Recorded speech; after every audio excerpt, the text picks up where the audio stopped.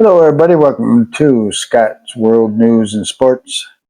Got a couple stories for you today from the Philippines.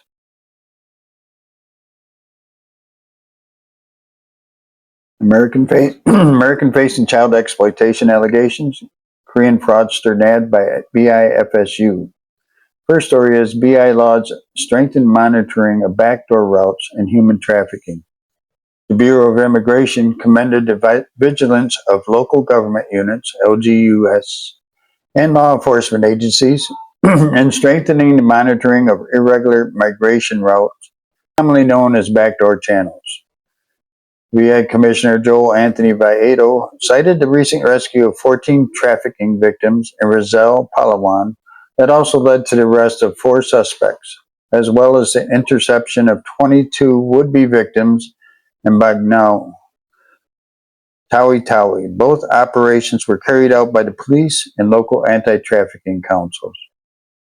Authorities reported that the rescued individuals admitted their recruiters and instructed them to avoid airports, fearing detection at immigration counters, and instead use backdoor sea routes to exit the country.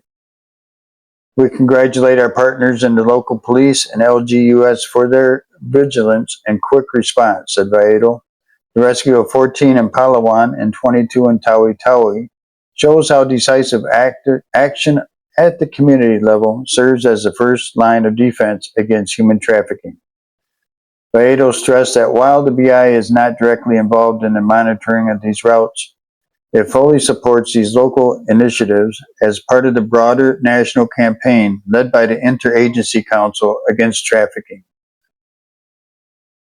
The BI stands with our local and national partners in protecting our kabayan. The vigilance of our community and local authorities send a strong message that traffickers cannot freely exploit the back door. And they are doing a great job. They are nailing them right now. So the second story is American facing child exploitation allegations. Korean fraudster nabbed by BI-FSU. So operatives of the Bureau of Immigration Fugitive Search Unit, FSU, arrested 2 foreign fugitives in separate operations conducted in Las Piñas and Pernambuco this week. I knew I was going to say it wrong.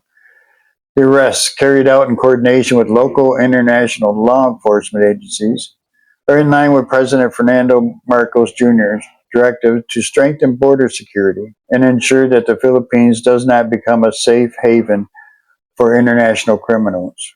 FSU agents, in coordination with the Philippine National Police, Women and Child Protection Center, Department of Social Welfare and Development, National Capital Region, Las Piñas Police, City Social Welfare and Development Office, and the Interagency Council Against Trafficking, TIP Center, apprehended American national Donald David Hill, 66 years old, in Las Piñas on September 19th.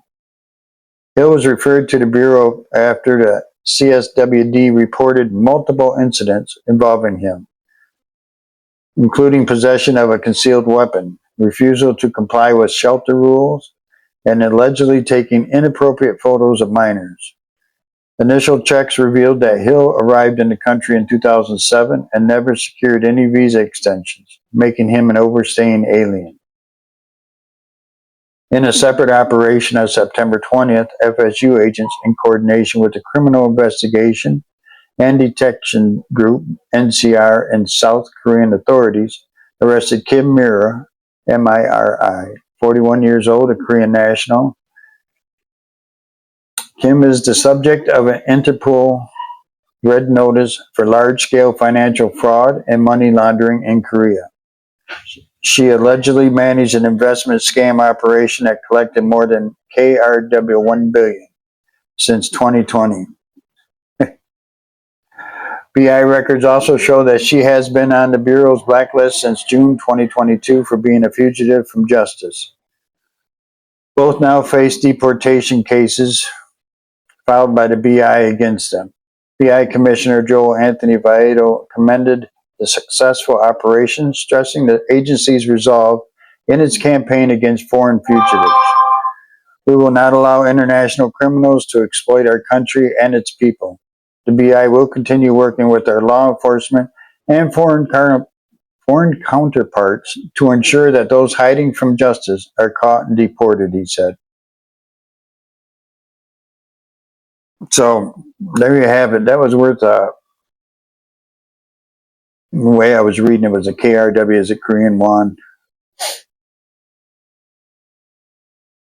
All right, guys. Hope you enjoyed the stories. Thanks for stopping by. I hope you have a great day, great night, whatever the case may be. We'll see you next time.